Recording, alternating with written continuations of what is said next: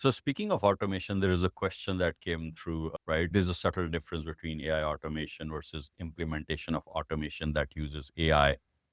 Which one do you believe is more practical and powerful? Great question. I'm just Yeah. your takes, Vasu. Hi. You know what? Sometimes I feel my own view, implementation of automation that uses AI is where I would hang my hat at right now. Because if you think about it, you're orchestrating complex workflows where not all of it is AI, some of it is non-AI, but you're stitching everything together, right? So it's not just about AI automation, it's enabling AI automation. So that's where I would go to, but it's a good debate to have. I'm not, but I'm on that side as far as I I would tend to agree, and I think it's less about which is more powerful, and I think it's because, as you very rightly asked that question, it's more about what's practical today, right? yeah, It's one of those few times in the history of humanity, probably the only time in, at least based on my limited knowledge of history, where innovation is so far outpaced where the customer is at, right? Like, yeah, because all of us are just trying to catch up with every new AI development that's yeah, happening yeah, every hour of the day, right? New models are coming out of Google, OpenAI. All of these companies are just constantly putting stuff out. And if you look at it, the state of our customer, you look at state of our own businesses, right? The systems that we have, the information and the way it's getting managed. We are still trying to deal with very basic stuff, contact deduplication, leads, right?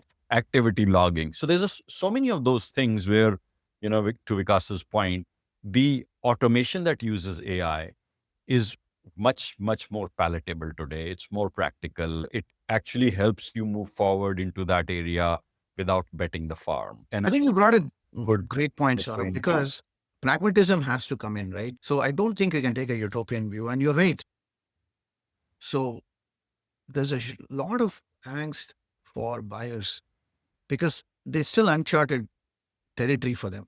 And they are trying to navigate this in best ways and make the case and secure the funding that, hey, this is going to deliver so much value. And so they also see the risk of it, right? And again, many things are unproven and people have to navigate through the hype and they don't like it. And that gives them fatigue. Are people answering questions with refreshing transparency when they are in a sales cycle is also very important. So I think these are the things that give the buyers or the customers sleepless nights because they want to make big decisions on AI. But are they fully convinced? Do they have the information being abstracted in a way that they understand it? Or are people, painting a pretty picture that's not something that can be delivered?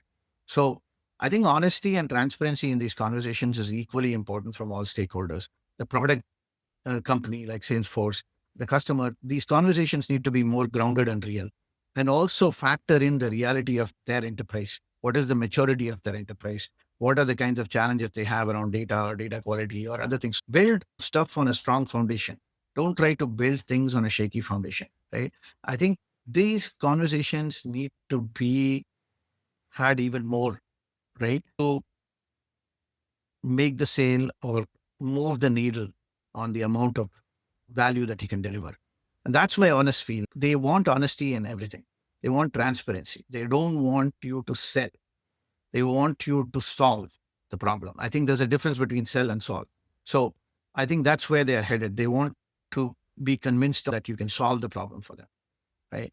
So don't sell product, sell solutions or solve the problem that a customer has. I think that's the shift that needs to happen anyway in terms of the narrative.